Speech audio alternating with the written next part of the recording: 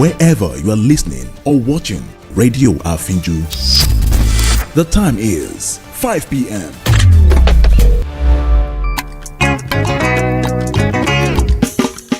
Ẹ bá mi pè o. Àfínjú. Kí lorúkọ rẹ̀? Àfínjú. Rédíò. Àfínjú. Gbogbo èèyàn ló ń gbọ́ àfínjú. Gbogbo èèyàn ló ń gbọ́ àfínjú. Lórí WhatsApp. Àfínjú. Instagram. Àfínjú. Facebook. Àfínjú. Lórí X. Àfínjú. Lórí YouTube. Àfínjú. Lórí TikTok. Àfínjú. Kí lorúkọ rẹ̀? Àfínjú. Ẹ bá mi pè o. Àfínjú. Rédíò. Àfínjú. Gbogbo èèyàn ló ń gbọ́ àfínjú. Gbogbo èèyàn ló ń gbọ́ àfínjú. Gbogbo èèyàn ló ń gbọ́ àfínjú. Gbogbo èèyàn ló ń gbọ́ àfínjú. Rédíò àfínjú. Rédíò àfínjú. Rédíò àfínjú. When heavy rain begin fall and plenty water full everywhere,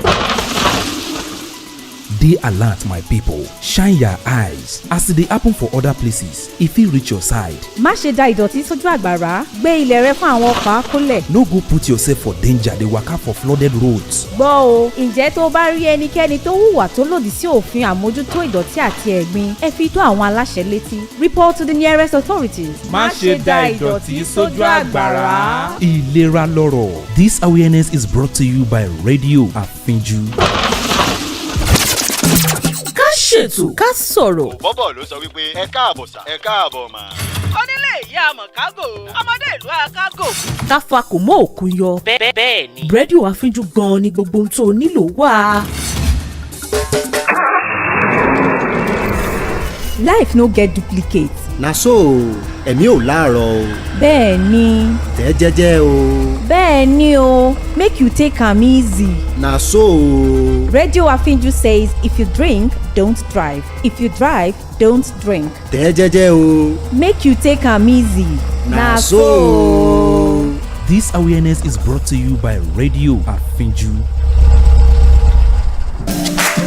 Here on Doc on Radio, we are shining a light on why your well-being should always come first.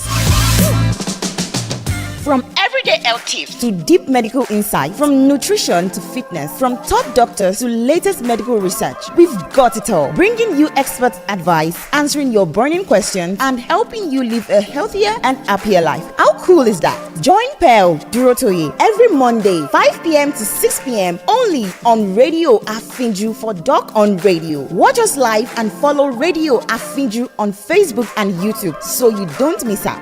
Because your health matters and great health is something you deserve.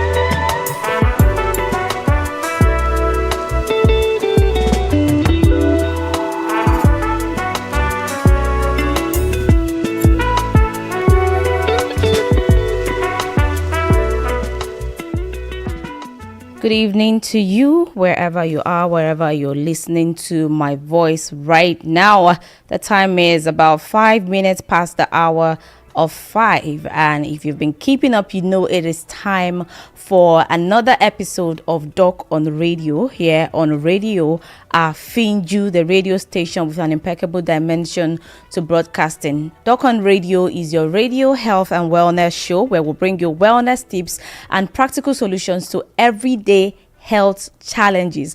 And not only that, we also bring you expert advice from different aspects, from different areas in the health industry, various health professionals, people with years of experience and knowledge in the health industry.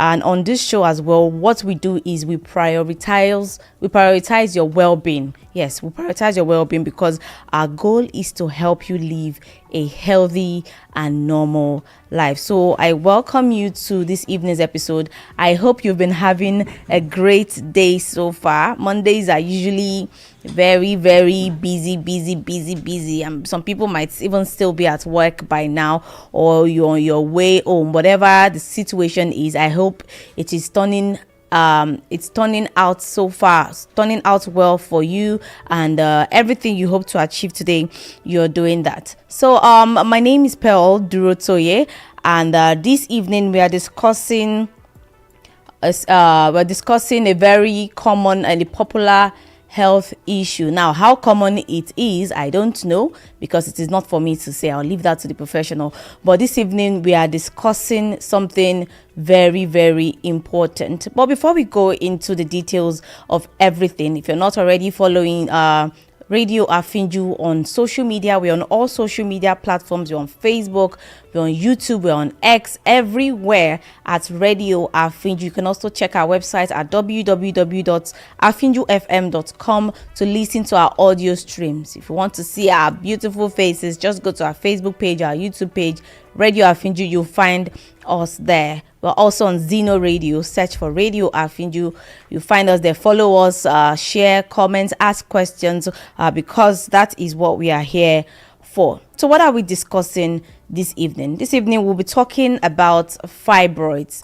We want to understand fibroids. What are fibroids? You know, when we talk about providing solution to health issues, we can't provide a solution to a problem you don't understand.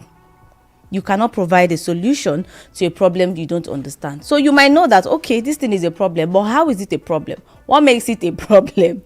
You need to understand that before you can then know the steps to take to solve that problem. And which is why I have here with me today guest. It is not his first rodeo, as he has been here before on an episode of the show, and he's here once again to share from his wealth of knowledge. And I'm talking about no other than Dr. Oyetola Samuel Omomurewa. Dr. Oyetola is first a doctor, he's a consultant, an obstetrician, and also a gynecologist. I mean, what best person to bring on the show this evening if not a gynecologist? He also has his own clinic, Genius Touch Clinic, so he knows his onions. Good evening, doctor.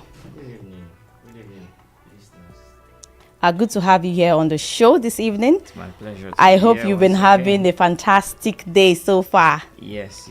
Hope work is not too busy. To get in touch with you guys, it's always one conference or the other, or you're busy at the clinic and all of that. It's really a Herculean task, but it's a pleasure to have you here on the show once again. So again, we'll be talking about fibroids. We want to understand fibroids. How do they come about? What can we do if you know someone or you are someone who is living with this health condition? What can you do to manage it better? I will be going on a very short break now, and when I come back, I'm going to be asking Dr. Oyetola some questions. I'm sure these are questions you also want to ask, but if you have other questions, feel free to drop them in the comment section of our Facebook page, and Doctor is going to answer all of that. So I'll go on a very short break now, and once I come back, we'll kick it off.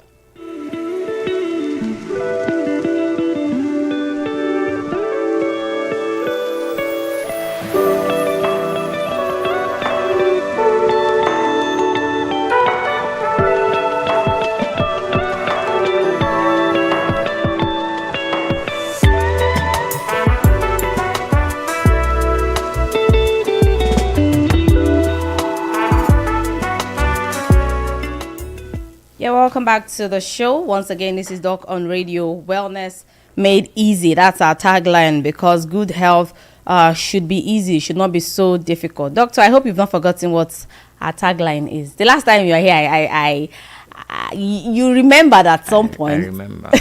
At some point. I was So carried we're going away at some point. right. Well, we're going to do that again today. So it has to stick. The tagline is wellness made easy. I can ask at any point. Yes, in the show. So we're discussing fibroids. Again, like I said, we can't provide solution when we don't know what the problem is. So what are fibroids? When we think of fibroids, what should be the first thing that comes to mind? Thank you very much for having me. This subject is something that is very dear to my heart. Because I still had the fibroid surgery today. Oh, wow. I came here.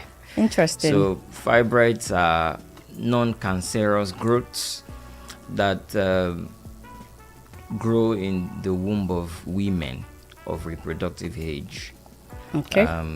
When we say non-cancerous growth, we mean benign tumors. That's the medical terminology. So it means the womb is growing something which is not supposed to be there. So that's just the layman meaning of fibroids. And it's something that many people do not understand. I'm sure many of our listeners will have symptoms in which they mistake for another thing, not knowing that it is fibroid they are dealing with. When you say women of reproductive age, what age range are you talking about? Now, fibroids are mostly common among women from age 25 to 50. Okay. But I say reproductive age because things are changing. I've seen women below 25 with fibroids. I still diagnosed somebody who is 21 years old last week of very big fibroids. Wow. So that's why we say reproductive age. Once you are a woman and you are menstruating, and you are especially a black woman, you are prone to having fibroids. Okay. So once you are of reproductive age, Yes. you are prone to, don't say, oh, you're still young, you can still get fibroid. But how common really is fibroid? If you're to give us a statistic, like how common is it? Fibroid is very common. 80% of women will have fibroid in their lifetime. 80%? Yes. That's a huge before they are number. age 50 even. 80%. That's the present statistics. And if I want to wear my medical research cap, I will say that statistics needs to be reviewed because it's getting scarier day by day. Oh, it needs to be increased. Yes, because the numbers are getting scarier day by day. There are times where you see emergency situations where the woman is bleeding without having an abortion or having postpartum hemorrhage. Maybe she just delivered. Nothing of such has happened, and you see that the woman is bleeding. When you check, you just realize that she has fibroid. Wow. And I let you know, many people do not know this, that many women have died as a result of this. That's how common it is. That's how common it is, without even knowing the cause. It is when you, like you said, when we were starting, if you don't know the cause of a problem, you can't find solve solutions. Yeah, true. So, but what really causes fibroids? I mean, you said it is benign. That means it's not cancerous per se. But what really causes it to grow? It's because it's a growth that grows where it should not grow. So what makes it? What prompts it to grow in such areas?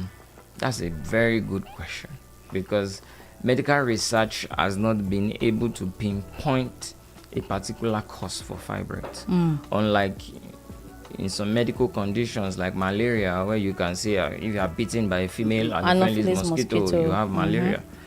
We don't have that empirical evidence to show that this is a particular cause for it. But there are things we call risk factors. That is, if you are doing any of these things or you fall into any of these groups, which I'm about to mention, you are prone to having it. Number one is your race. if you are a black woman, if you are from Africa, you are more prone to having fibroid than people from any other continent.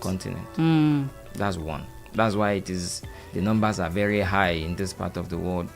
Secondly, if the woman has weight problems, if she's obese, okay, or if she's overweight, she's more prone to having it.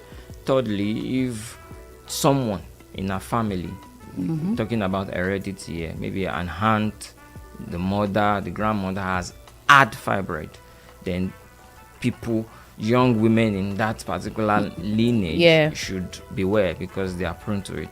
Then we have other factors like the use of hormonal contraceptives, because fibroid has a connection with hormones. There are two hormones that aid the growth: progesterone and estrogen.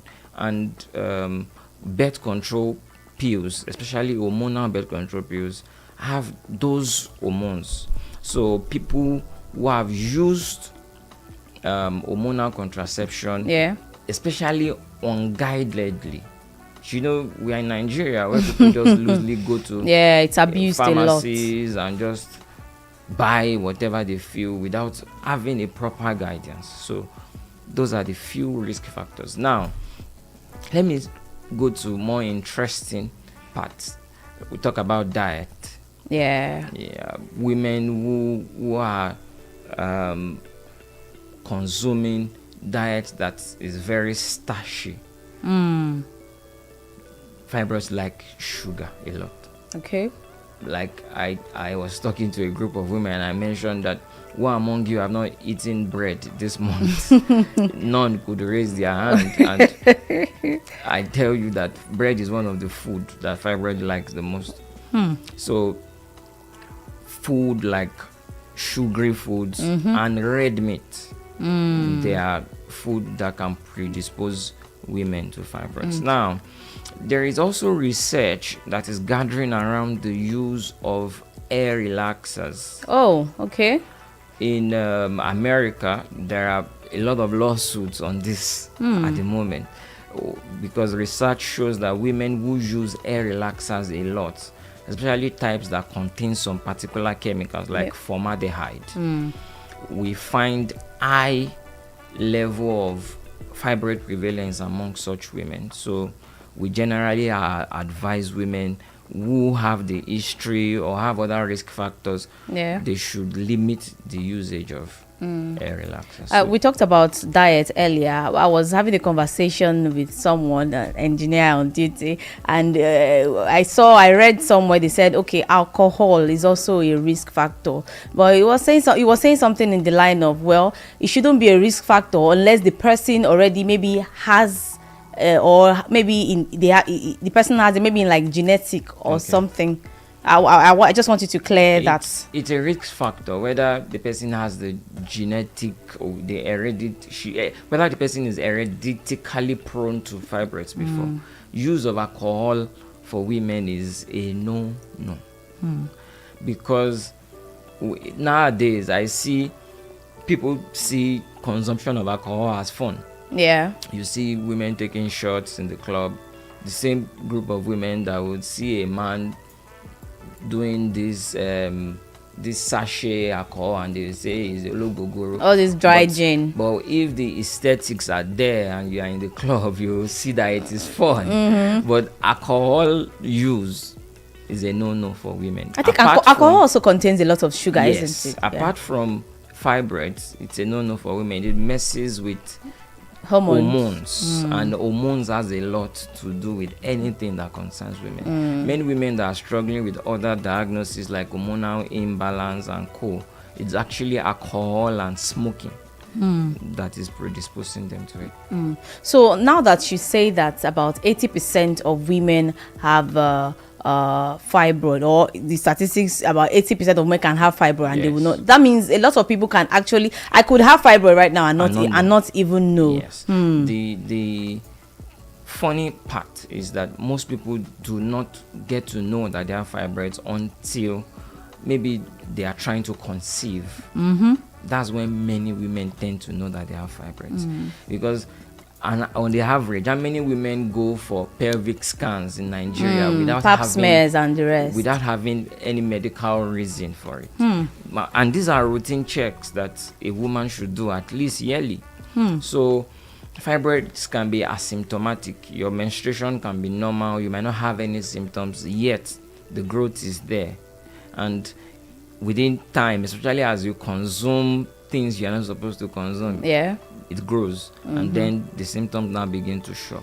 Okay. Now that we know what fibroids are they of different types, or is it just a particular type of fibroid that happens in a particular part of the body, and that's just that? Are there different kinds or types of fibroids like we have in some other ailments? Yes, there are different types of fibroids. There are about 4 basic types.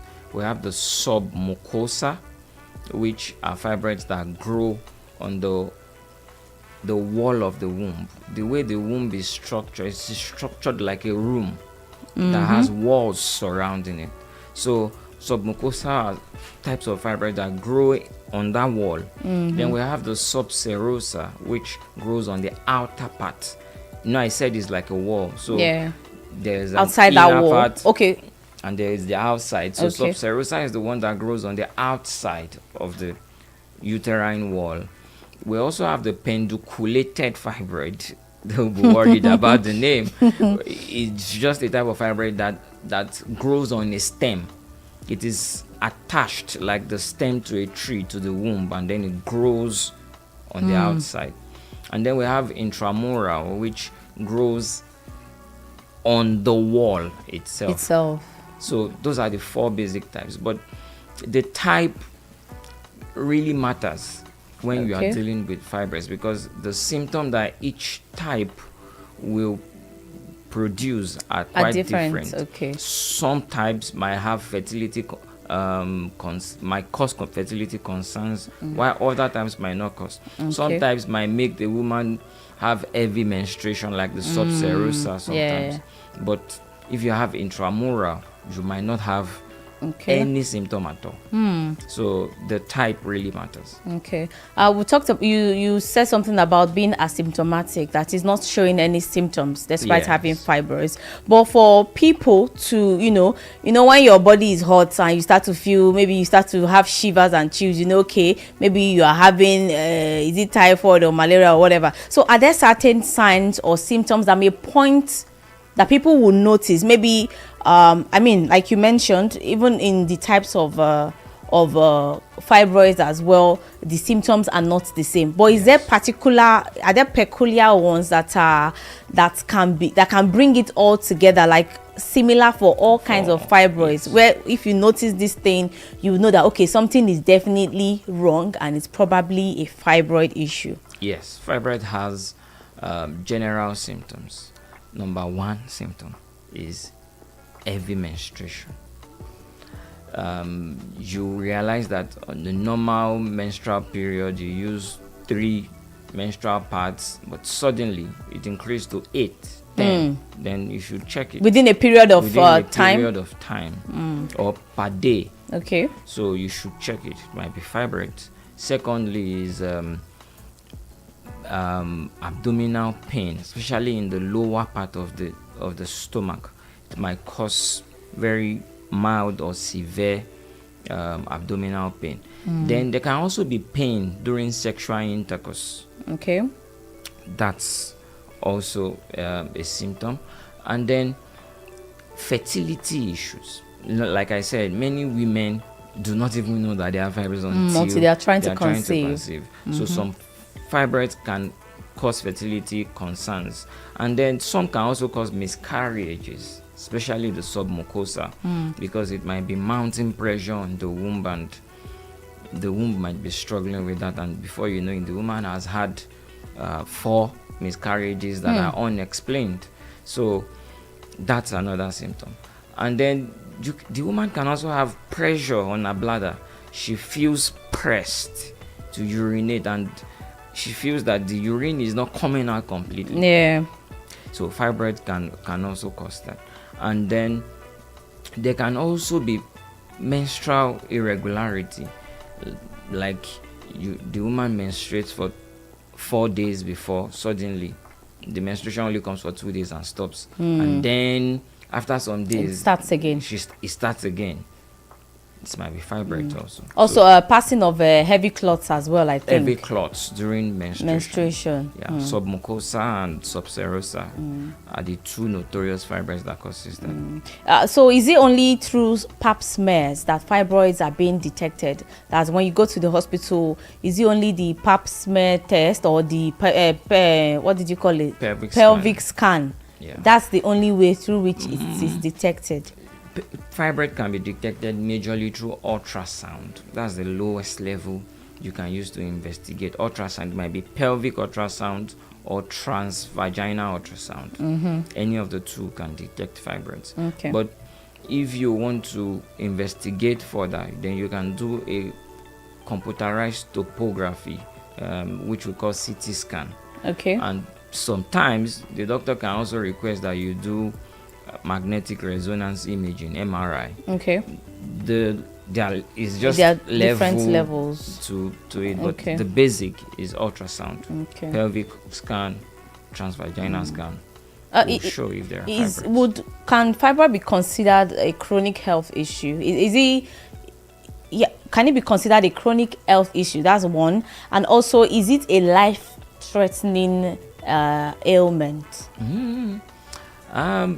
The answer to your first question, if it is chronic or not, it can be yes or no, because fibroids, depending on the type, the size, and the number. Okay. The type, the size, and the number. Some women have multiple. I've seen women that have different types, 10 different fibroids hanging around the womb. She only has intramural, submucosal, subserosa, and pedunculated, and they are in different spots. So with that and the sizes, if they are too big and they are mounting pressure, some are as big as if you press the stomach of the woman, you will feel the hard substance protruding from the womb. You can feel it on the outside. So we say it is chronic or not if it is affecting the day-to-day life of the person carrying it. So for some people it might not be chronic. For some people it might be chronic. It might be chronic if it is causing a very abnormal, heavy menstrual periods. Yeah. If the woman is bleeding and even parts can't control. I've seen women that use what do they call these things baby use? Diapers. Diapers instead of pads because of the heavy menstruation. So at that point it is chronic because it can be life-threatening. If she bleeds too much, she can have hemorrhagic shock, and it's a medical emergency at that point. So it can either be chronic or mild, depending on the type, the size, and the number. But apart from pressing on maybe the pelvic region to feel the growth, can it manifest itself physically? Like, can you see somebody with a protruding stomach and then it will be that it is fibroid? There are fibroids as big as the size of a football. I wish I can show you pictures of fibroids that we have removed. Because I think I had this teacher, I mean, I may be wrong, but I had this teacher all through the years in my secondary school. She had a protruded tummy. Now we weren't sure it was the pregnancy, because I'm sure no pregnancy can last that long. So there were rumors flying around that it was probably fibroid. And then at some point after I left school, they said she was delivered of a baby. So I was wondering, is it the same pregnancy?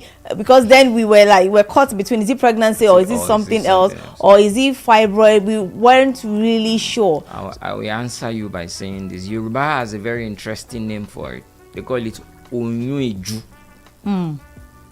So it can really be as big as a pregnancy sometimes. There are many women with quite large stomachs and you even think they are pregnant, but if you check, it might be fibroids they are carrying. So it can be physically it can be big enough that you can physically see it, that this person is carrying something that is different from pregnancy.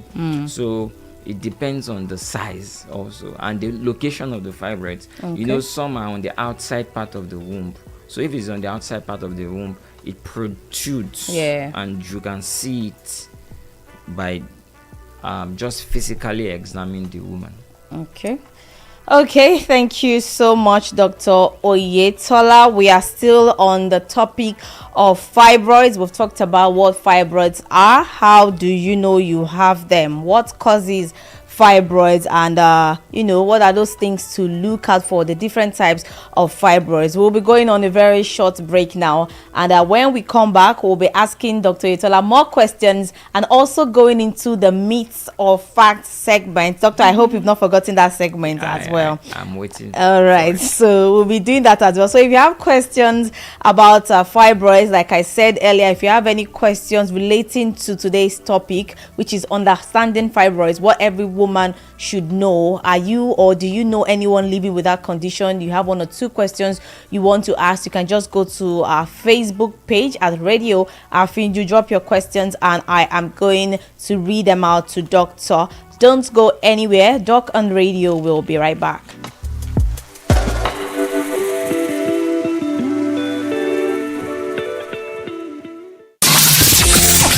For up-to-date tori wey no get filter. Politics matter. Sports. Ya lo hace. Pierna derecha, directo al arco. ¡Golazo! ¡Golazo! Culture. Naija and Obodo Oyibo music. Advertisement wey go reach your customer home and abroad. This is incredible. Na on top Radio Afinju you go hear am. You can't be serious. Na so. Radio Afinju be baba for all radio stations wey dey Osogbo, Osun State. Radio Afinju na better level for broadcasting. Alrighty then. Mọ́mí Bọ́lá, mọ́mí Dàpọ̀, ìyá Lọ́lá, sísá Ṣadé. Ó yá ẹ jẹ́ ká wá gbọ́ ètò wa o. Ètò yín èwo? Ẹ tí gbọ́ nípa ètò Mopélọ́lá. Ta ni Mopélọ́lá? Mọ́mí Bọ́lá, ètò Mopélọ́lá lètò tó ń rí sọ́rọ̀ àwọn obìnrin. Ètò kan ṣoṣo tó wà láti lè dáàbò bo àwọn ẹ̀tọ́ àwa obìnrin, ọ̀dọ́bìnrin àti àgbàlagbà láti lè ṣe ìrànwọ́, àbójútó àti ìrónilágbára fún wa. Ó yá o, mọ́mí Bọ́lá, mọ́mí Dàpọ̀, ìyá Lọ́lá àti sísá Ṣadé. Ẹ jẹ́ ká lọ pàdé Olúwabùkọ́lá Ọláwùmí pẹ̀lú ìyáàfin Bọ́lá Olúmídé Àjàyí ní gbogbo ọjọ́ Ajé Monday ní dédé agogo 7 sí aago 8 alẹ́. Àwọn amòfin, oníṣègùn òyìnbó àti akọ́niníṣẹ́ yóò wà níkàlẹ̀ láti lè mọ ṣàlàyé fún wa ẹ̀tọ́ àti ìlera wa gẹ́gẹ́ bí obìnrin lábẹ́ òfin. A ó máa retí yín o. Idan kana neman labarin da ya cika, maganan siyasa, Akwai lokacin da zai kawo telecommunication. wakokin zamani na kasa da na kasan waje.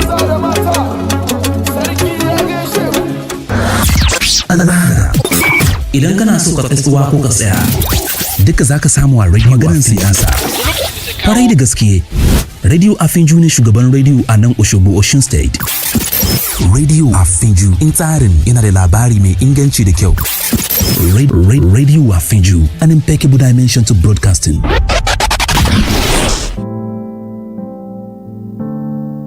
Do you have something that is kept or meant to be kept unknown? This is where secrets are reviewed and desires are uncovered. Welcome to your safe space, Whispers in the Dark, with me, Spicy Honey Drops, and my radio boo, Classic. With 2 amazing segments, you are assured of a smooth ride. Do you have a secret you've been afraid to reveal? Confession Night is where you pour out your heart desires, fears, and secrets. Are you ready to ignite the spark in your love life? On Bedroom Blaze, we explore the art of intimacy, passion, and connection to help you create a more fulfilling and satisfying love life. Right here on Radio Afinju. Join us every Monday, 10 to 11 p.m. On Wednesday, 9 to 10 p.m., let's relive the excitement of finding true love, sending special messages to your partner and friend, live on air. From the shadows to the spotlight, let's explore the human experience in all its complexity. Stay glued to Whispers in the Dark on Radio Afinju with Spicy Honey Drops for a journey that will leave you breathless.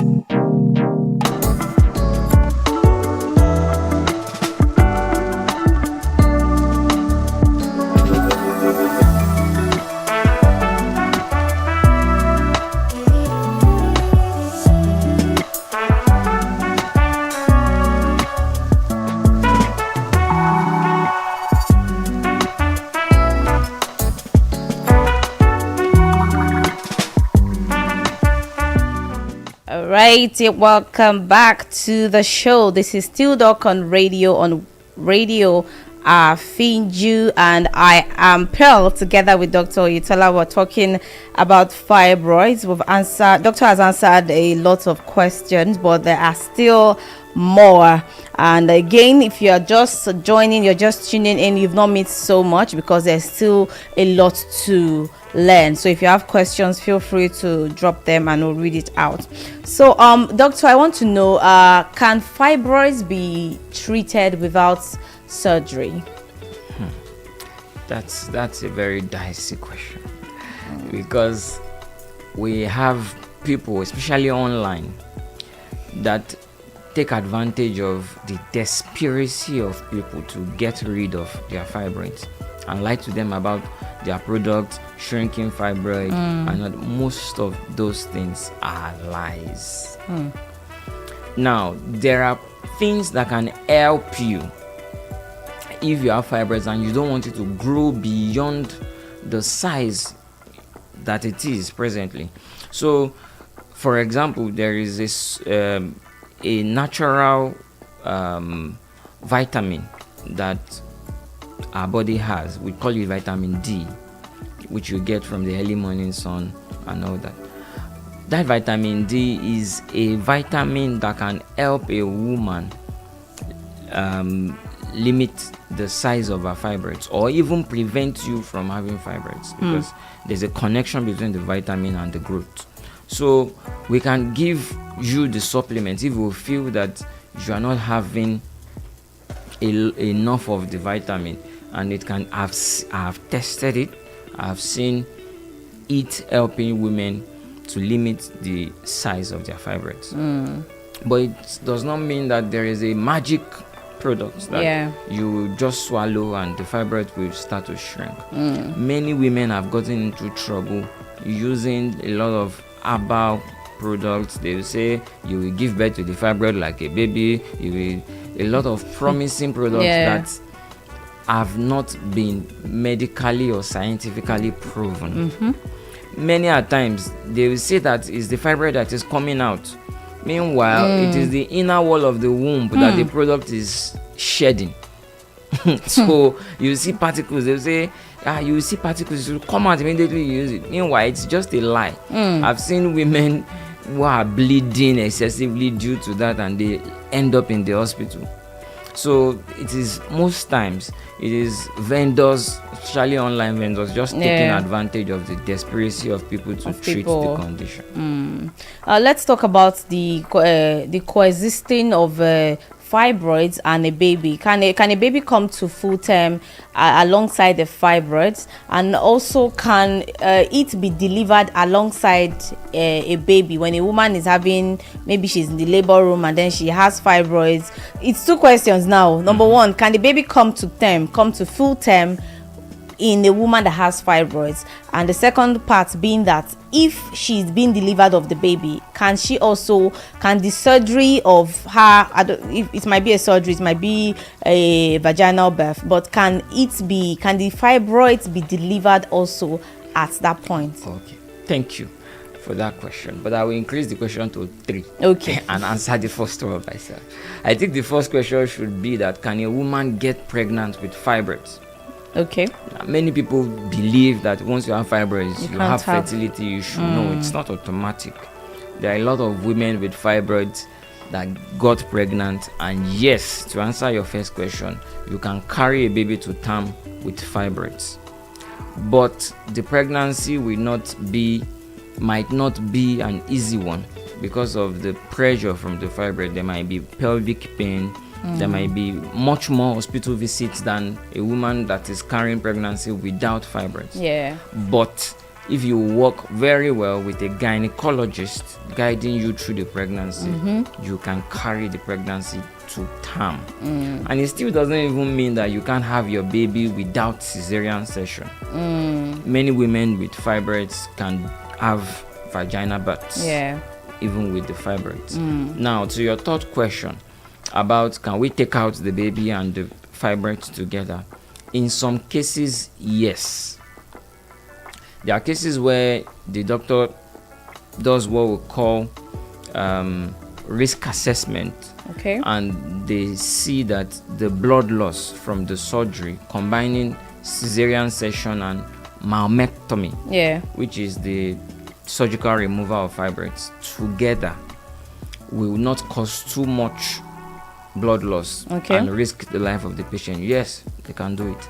But in some cases, especially if the fibroid is in risky position and the location is not so good, we might just deliver the baby and ask the woman to come back for mammectomy if the risk is too much. So it depends on the case. That question is case specific. It depends on the case, the number of fibroids, the location, and the sizes. But fibroids, can they reoccur? That after a treatment, you've shrunk it or you've undergone surgery to take out the growth, is there a possibility that it will come back again? There is high possibility. I've seen women that did fibroid surgery 3 times because it keeps coming back.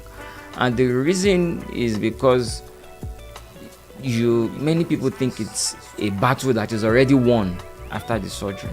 The surgery is just like a first step in your treatment.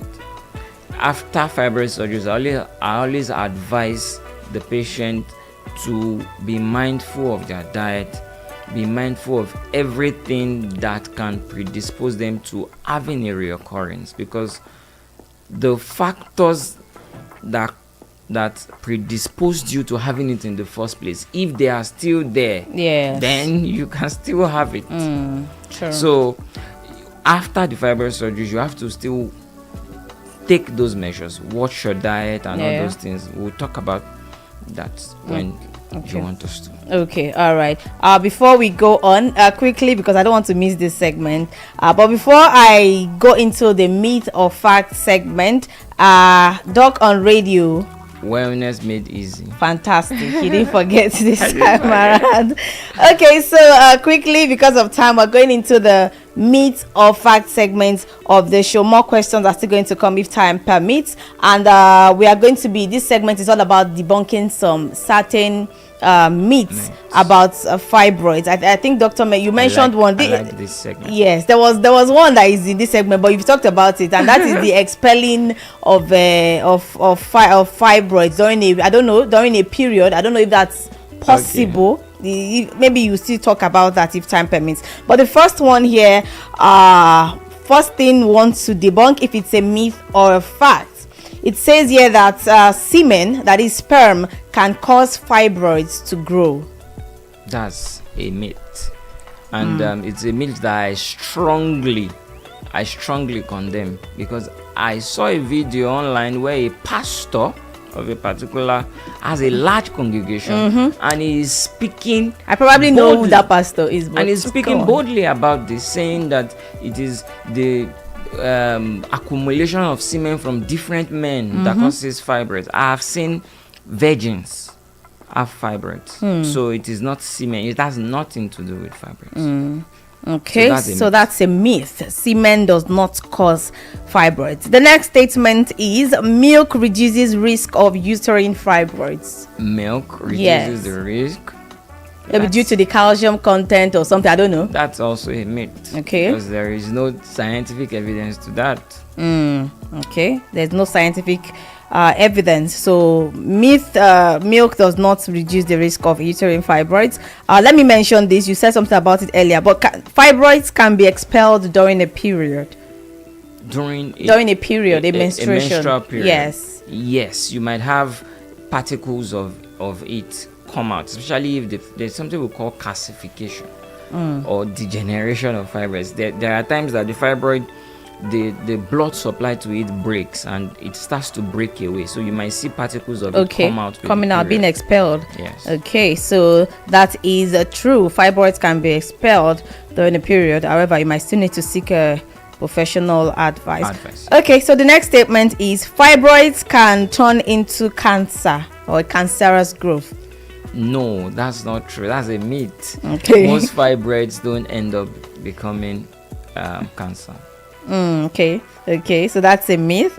Doesn't we've talked the next statement, we've also talked about birth control pills, but I want you to say for a fact now. Birth control pills cause fibroids. That's a myth also, because you can't say birth control pills causes it. It's not every woman that uses birth control that will have fibroids. Okay, and then the last one here, it says fibroids shrink after menopause. That's also a myth. I could have sworn this was a fact. I mean, because and why I would have thought of that, because of the hormones. You know, you get to a certain stage and those reproductive hormones are not as, I don't know the medical term, but I'm sure you know what I'm talking about. I've done hysterectomy for not less. Hysterectomy is the surgical removal of the womb. For not less than 10 post-menopausal women, because at that point the woman is not menstruating, so the pressure of the fibroid can cause a lot of pain for them. So it's a myth. Okay, so fibroids do not shrink after menopause. And also, I think I forgot to ask this earlier, but can fibroids shrink on their own without doing anything, actively doing anything? Can they go away on their own? It can shrink. There are fibroids that are very small. You call them fibroid nodules, very small. Within short period of time, or you can see that you will not notice them again, but it does not mean they can't come back. Okay, and with that we've come to the very end of this myths and facts segment. We've debunked some very common and popular statements about fibroids. I don't know if there's any more that doctor knows and you would like to add.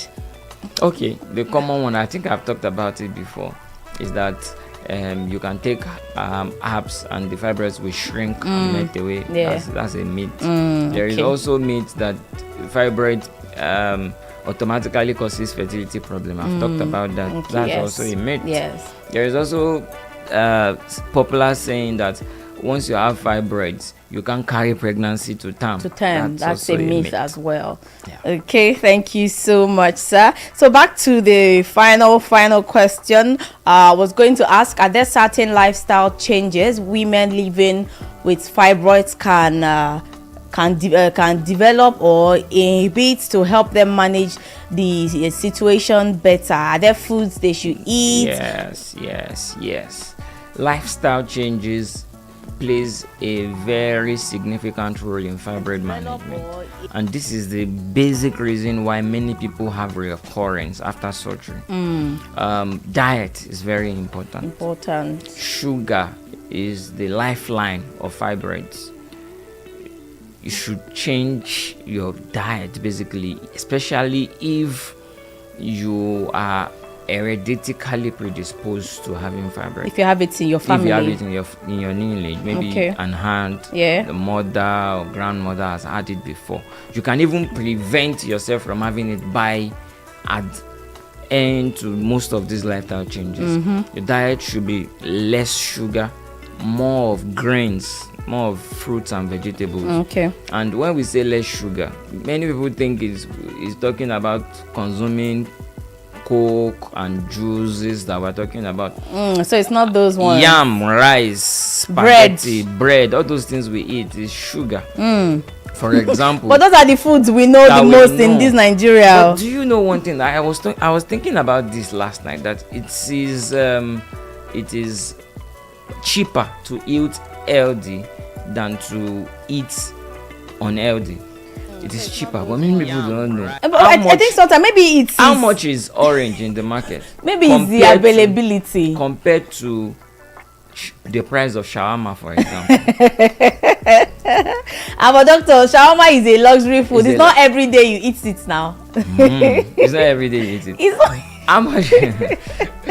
I don't think people who eat shawarma eat it every day. Let me take rice for example. Do you know that our local rice or fada rice is brown rice, and it is very healthier than the polished rice that we eat? If you can afford basmati, you can afford ofada. And the reason why people say it's expensive is because of the quantity that we want to eat. That's another problem. You can do calorie deficit. So diet is basic, and bread is one thing I want to warn women about.